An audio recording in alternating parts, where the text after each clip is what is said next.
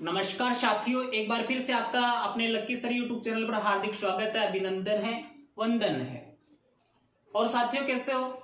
उम्मीद करता हूं कि आप बहुत अच्छे होंगे। जिस तरह से आपने मुझे अपना प्यार स्नेह दिया है, मैं उसका तहे दिल से हार्दिक अभिनंदन करता हूं, आपका धन्यवाद ज्ञापित करता हूं। देखो साथियों, अब तक हमने राजस्थान के एकीकरण के 3 वीडियो अपलोड कर दिए हैं और लगभग राजस्थान का एकीकरण पूरा हो चुका है। लेकिन कई बार क्या होता है कि डीपली पूछ लिया जाता है, गहराई से पूछ लिया जाता है। जैसे कि जब एकीकरण हुआ था उस समय रियासतों का शासक कौन था, ये प्रश्न पूछ लिया जाता है। तो विद्यार्थी उस समय इसका सटीक जवाब नहीं दे पाता है। क्यों? क्योंकि इसकी जानकारी बहुत कम जगहों पर दी जाती है। बहुत जगहों पर आपने राजस्थान का एकीकरण पढ़ा होगा, लेकिन शासकों के बारे में नहीं बताया जाता है, शासकों के नाम नहीं बताए जाते हैं। इसी क्रम को ध्यान में रखते हुए, इसी बात को ध्यान में रखते हुए आज मैंने सोचा कि क्यों ना आपको उन रियासतों के शासकों की जानकारी भी हो। देखो साथियों, कल के वीडियो में हमने राजस्थान के एकीकरण के साथ जो 26वां जिला बना था उससे लेकर जो 33वां जिला प्रतापगढ़ बना, उन सभी के बारे में अध्ययन किया कि कौन सा जिला किस जिले से अलग हुआ, कौन सा जिला कब बना। जैसा कि कल के वीडियो में मैंने आपको बताया था कि 1 नवंबर 1956 को, कब 1 नवंबर 1956 को 26वां जिला बना था। कौन सा बना था? अजमेर बना था। कब बना था? 1 नवंबर 1956 ईस्वी को। सीएम कौन थे? मोहनलाल सुखाड़िया। उसके बाद 27वां जिला कौन सा बना था? धौलपुर। सर कब बना था? सवाल ये भी करेंगे आपको मैंने बताया था 15 अप्रैल 1982 को। किससे अलग हुआ था? भरतपुर से। सीएम कौन थे? शिवचरण माथुर। उसके बाद 28वां जिला है दौसा, 29वां जिला है बारा और 30वां जिला है राजसमंद। ये तीनों एक साथ बने थे। दौसा किससे अलग हुआ? जयपुर से। बारा किससे अलग हुआ? कोटा से। राजसमंद किससे अलग हुआ? उदयपुर से अलग हुआ था। और ये सारे जिले कब बने थे? 10 अप्रैल 1991 को। इस समय सीएम कौन थे, यानी मुख्यमंत्री कौन थे? भैरों सिंह शेखावत। सवाल उठता है कि 31वां जिला कौन सा बना? 31वां जिला बना था हनुमानगढ़। कौन सा बना था? हनुमानगढ़। कब बना सर? 12 जुलाई 1994 को। कब बना था? 12 जुलाई 1994 को। किससे अलग हुआ था? गंगानगर से। सीएम कौन थे? वही भैरों सिंह शेखावत। 32वां जिला कौन सा बना? करौली बना। कौन सा बना? करौली बना। कब बना सर? 19 जुलाई 1997 को। किससे अलग होकर? सवाई माधोपुर से अलग होकर बना था। और 33वां जिला कौन सा बना? प्रतापगढ़ बना था। कब बना था? सभी को पता है, 26 जनवरी 2008 को बना था। 3 जिलों से अलग होकर, चित्तौड़गढ़, डूंगरपुर और बांसवाड़ा, जिसमें चित्तौड़गढ़ की 3 तहसीलें थी, प्रतापगढ़, हरनौत और छोटी सादड़ी। और एक बांसवाड़ा की तहसील थी, कौन सी? पीपल खूंट। एक डूंगरपुर की तहसील थी, कौन सी? धरियाबाद। इन 5 तहसीलों से मिलकर 33वां जिला बना था प्रतापगढ़, जिसने कार्य कब से शुरू किया था? 1 अप्रैल 2008 से। अब देखो ज्यादातर यहाँ जुलाई के नाम आ रहे हैं। प्रतापगढ़ जब जिला बना उस समय सीएम कौन था? वसुंधरा राजे। ये 5 जिले ऐसे हैं जिनके समय सीएम कौन थे? भैरों सिंह शेखावत थे। इसके समय कौन थे? मोहनलाल सुखाड़िया। इसके समय कौन थे? शिवचरण माथुर। और इसके समय कौन थी? वसुंधरा राजे। अब देखो यहां पर आ रहा है 12 जुलाई हनुमानगढ़ जब जिला बना था।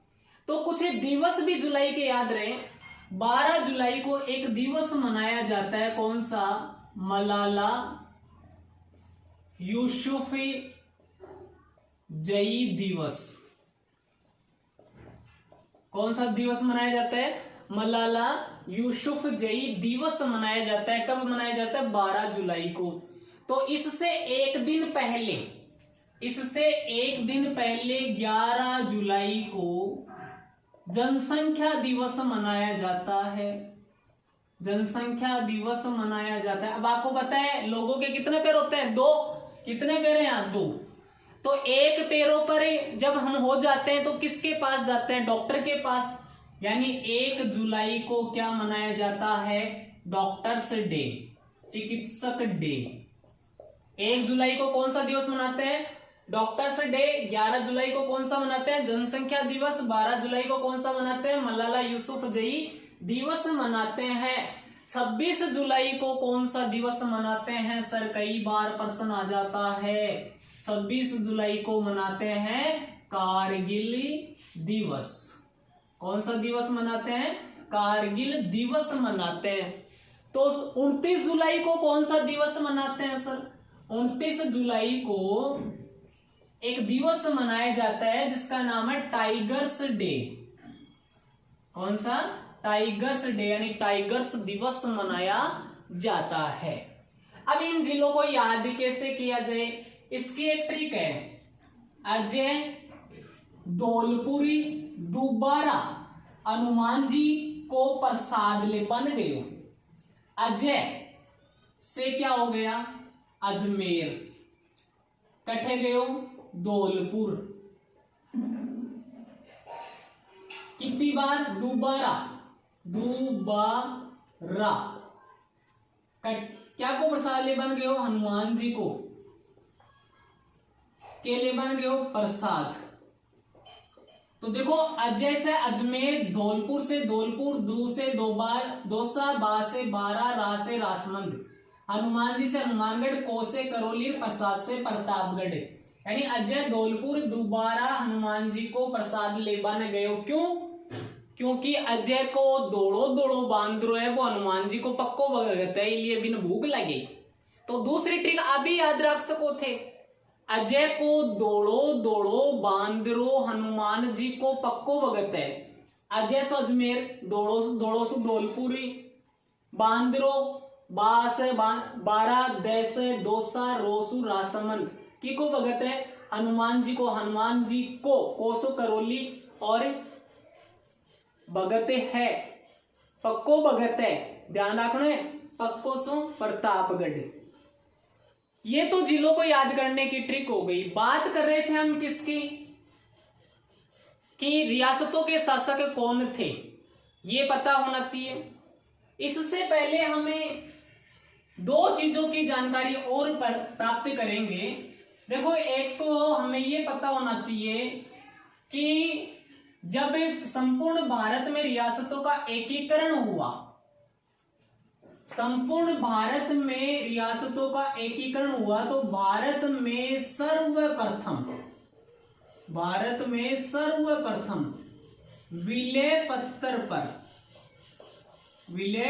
पर हस्ताक्षर करने वाली रियासत कौन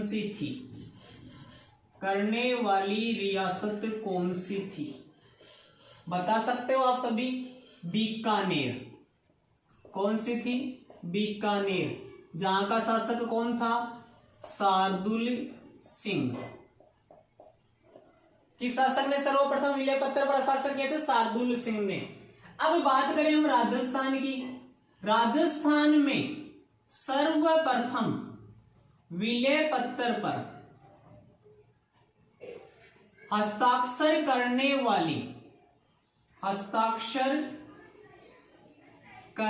वाली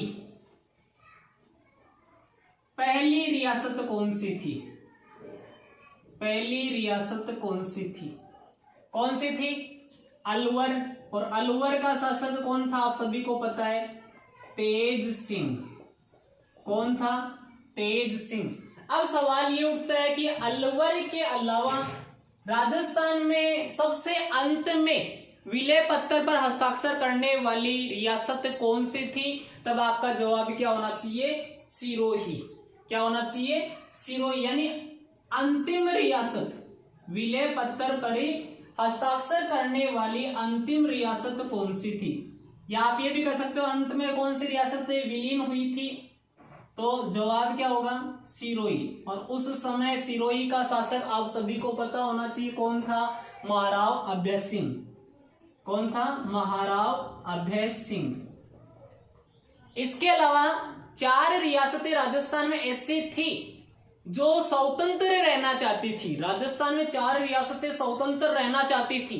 वो 4 रियासतें कौन सी थी? अलवर, जोधपुर, डूंगरपुर, भरतपुर। अलवर, भरतपुर, डूंगरपुर और जोधपुर। देखो एक शासक हुए जोधपुर के जिनका नाम है हनुवंत सिंह। हनुवंत सिंह भी कह सकते हो या हणुत सिंह भी कह सकते हो। ये जोधपुर को किस में मिलाना चाहते थे? पाकिस्तान में मिलाना चाहते थे। किस में मिलाना चाहते थे? पाकिस्तान में मिलाना चाहते थे। इन्होंने कहा कि मैं तो अपनी रियासत को पाकिस्तान में मिलाना चाहता हूं। एक दूसरी रियासत है जिसका नाम है बांसवाड़ा। इन्होंने विलय पत्र पर हस्ताक्षर करते हुए पता है क्या कहा? कि मैं विलय पत्र पर नहीं, अपने डेथ वारंट पर हस्ताक्षर कर रहा हूं। किस पर हस्ताक्षर कर रहा हूं? डेथ वारंट पर हस्ताक्षर कर रहा हूं। कई बार प्रश्न पूछ लिया जाता है कि राजस्थान के एकीकरण के समय किस रियासत के शासक ने यह कहा था कि मैं अपने डेथ वारंट पर हस्ताक्षर कर रहा हूं। अब आपका सवाल ये उठेगा कि बांसवाड़ा का वह व्यक्ति कौन था जिसने ऐसा कहा था? चंद्रवीर सिंह। कौन था? चंद्रवीर सिंह। ध्यान रह जाएगा कि बांसवाड़ा के शासक चंद्रवीर सिंह ने कहा था कि मैं अपने डेथ वारंट पर हस्ताक्षर कर रहा हूं। जोधपुर के शासक ने क्या कहा? मैं जोधपुर को पाकिस्तान में मिलाना चाहता हूं। देखो उदयपुर के महाराणा ने भी शुरुआत में स्वतंत्रता के लिए संघर्ष किया था, क्योंकि 300 साल पुराना जो गौरवशाली इतिहास था उसे वे तुरंत नष्ट नहीं करना चाहते थे। इसलिए उन्होंने भी जयपुर में राजस्थान के कुछ राजाओं का सम्मेलन बुलाया था, लेकिन कुछ रियासतों के शासकों ने उन्हें असफल कर दिया, अर्थात उन्हें सफल नहीं होने दिया था। डूंगरपुर के शासक ने भी वागड़ संघ बनाने का प्रयास किया था। जयपुर के शासक मान सिंह ने भी स्वतंत्र रहने का प्रयास किया था, लेकिन ये सब असफल रहे थे। तो इस वीडियो में हमें जिसकी चर्चा करनी थी, हम अब उसकी तरफ बढ़ते हैं कि रियासतों के शासक कौन थे और ठिकानों के शासक कौन थे। आप सभी को पता है कि स्वतंत्रता के समय राजस्थान में रियासतें कितनी थी? 19। तो सबसे पहले 19 रियासतों के शासकों के नाम पता होना चाहिए। ये तो हो गई क्या? रियासत। और ये हो गए उनके शासक। सबसे पहली रियासत कौन सी थी? अलवर। इस रियासत का शासक कौन था? महाराजा तेज सिंह। कौन था? महाराजा तेज सिंह। पता हो लग जाएगा आपको। दूसरी रियासत कौन सी थी? भरतपुर। भरतपुर रियासत का शासक कौन था? महाराजा ब्रजेंद्र सिंह। महाराजा ब्रजेंद्र सिंह। तीसरी रियासत कौन सी थी? करौली। करौली का शासक कौन था? आप सभी को पता है, जिसे उपराज प्रमुख बनाया गया था, महाराजा गणेश पाल देव। चौथी रियासत कौन सी थी? धौलपुर, जिसके शासक को पहले संघ में राज प्रमुख बनाया गया था, महाराजा उदयभान सिंह। ये चारों रियासतें पहले चरण में विलीन हुई थी। कौन से में? मत्स्य संघ में। आप सभी को पता है। अलवर का राजा कौन है? महाराजा तेज सिंह। भरतपुर का महाराजा ब्रजेंद्र सिंह। करौली का महाराजा गणेश पाल देव। धौलपुर का महाराजा उदयभान सिंह था। उसके बाद दूसरे चरण में 9 रियासतें थी। कौन कौन सी थी? बांसवाड़ा, बूंदी, किशनगढ़, कोटा, झालावाड़, डूंगरपुर,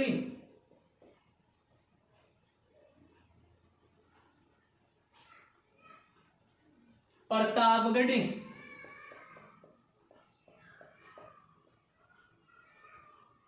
शाहपुरा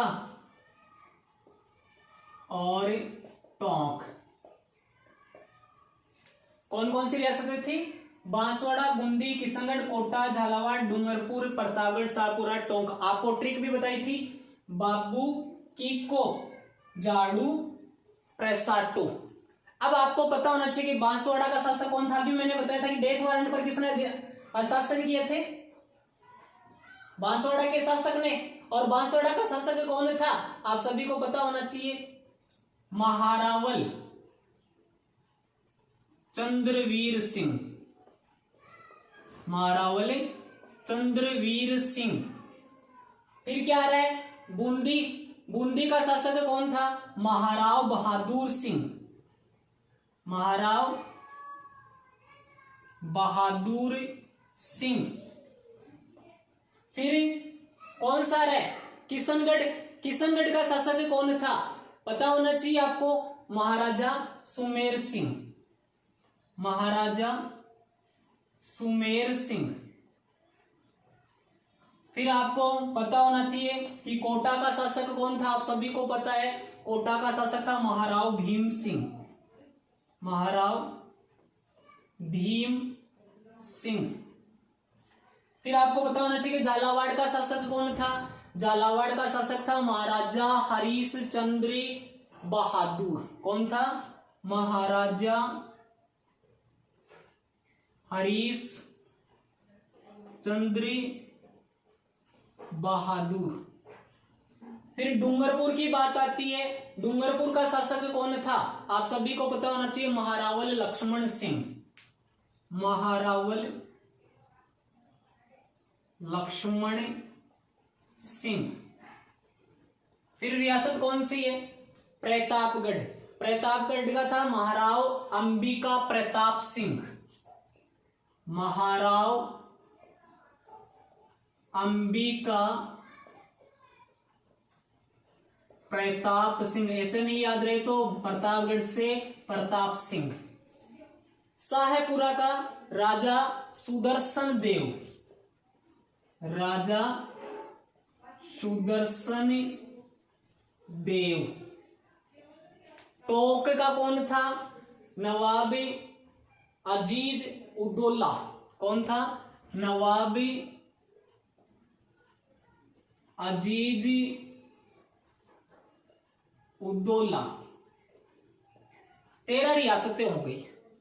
ध्यान रखना है। अलवर का तेज सिंह, भरतपुर का ब्रजेंद्र सिंह, करौली का गणेश पाल देव, धौलपुर का उदयभान सिंह, बांसवाड़ा का चंद्रवीर सिंह, बूंदी का बहादुर सिंह, किशनगढ़ का सुमेर सिंह, कोटा का भीम सिंह, झालावाड़ का हरिश्चंद्र बहादुर, डूंगरपुर का लक्ष्मण सिंह, प्रतापगढ़ का महाराव अंबिका प्रताप सिंह, शाहपुरा का राजा सुदर्शन देव और टोंक का नवाब अजीज उदौला। टोंक है वह मुस्लिम रियासत थी जिसे नवाबों का शहर भी कहते हैं और भारत की दृष्टि से किसको कहते हैं? लखनऊ को कहते हैं। इसका स्क्रीनशॉट ले लो। उसके बाद हम 6 रियासतों के राजाओं के बारे में और देखेंगे।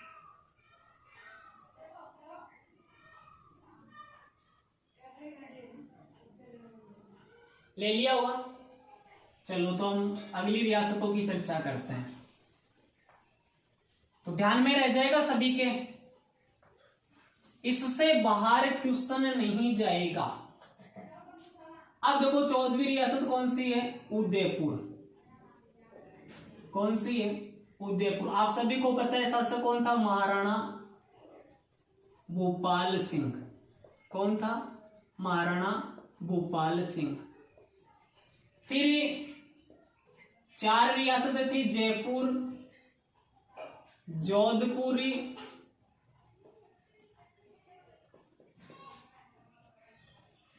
जैसलमेर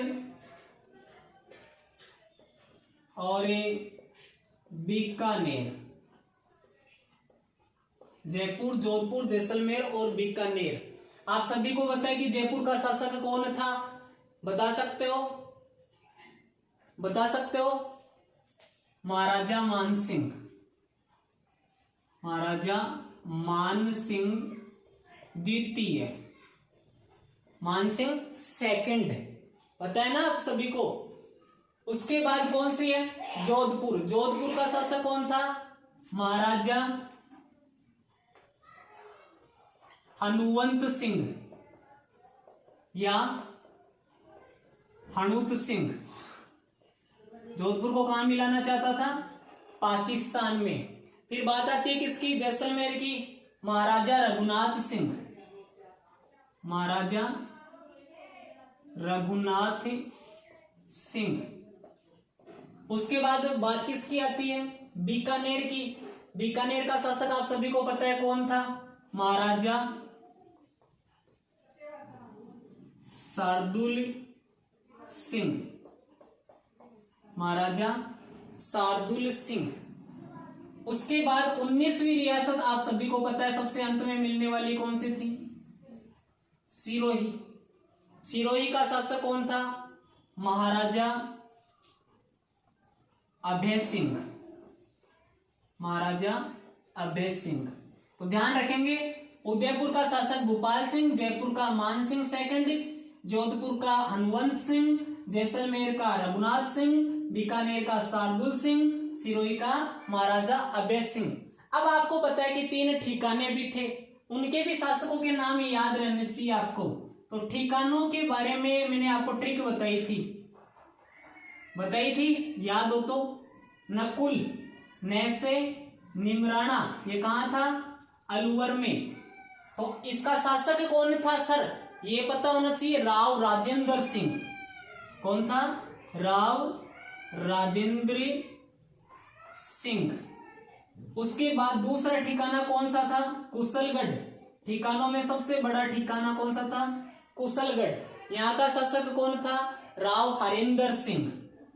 राव हरेंद्र सिंह।